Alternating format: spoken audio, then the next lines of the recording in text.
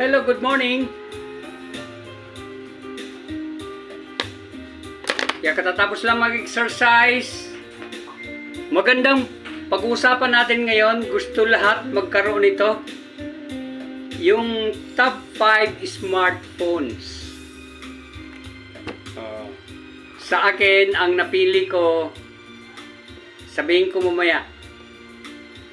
Yan po ang number 1 para sa akin. Pero according to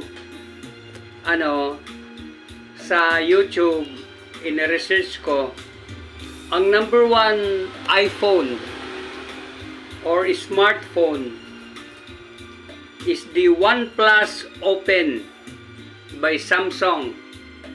Ano po yan? Number 5 muna. Ang number 4 is ASUS. Sabi nga ng ang pronunciation niya, ASUS ZenFone 10.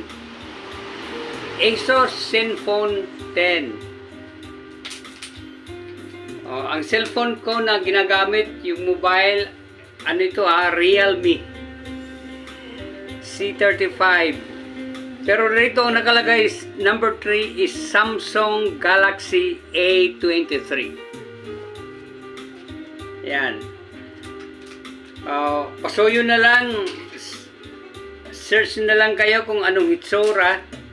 Nasa YouTube yan, 2024. Ang number 2 is Sony Xperia V5. Yan, pati palang Sony naggagawa na ng mga phone, hindi na lang Samsung. Yan na nasa rate to ng 700 to 800. Is it dollars or ano? Ang number 1 is Sony Xperia 10.5. Yan, ipopost ko mamaya sa pag-upload ko sa comment section. Just click the comment section, then tap the read more para makita po ninyo yung nakalista na top 5 mobile cellphone in the market today. Hindi lang ito sa Pilipinas, pang buong mundo ito Okay, katulad ng dati, sa mga nagbebenta po ng bakal at saka papel, nandito po kami nagsiservisyo sa inyo. Libre po ang sasakyan o Transportify. Kami na po ang magpipili. We have competent sorters or segregators. Kami na po ang kukuha ng tao para mag-loading. I-issue po kami ng Certification of Confidentiality and Non-Disclosure Warranty. Yan po ang aming mga serbisyo. Top 16,000 corporation is our target market.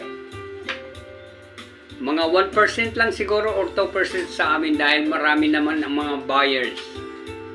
Pero yan ang sinabi ko ng mga serbisyo po ng TPC Scrap Enterprises, Paper and Metal Scrap Buyer. Thank you so much for watching. If you like the video, by the way, our call number is 0939-555-4382. Look for John Abaygar o Kuya John. And thank you for watching. Don't forget to subscribe and hit the notification bell para updated kayo sa mga bagong video katulad nito. Take charge. Bye-bye. Have a nice day.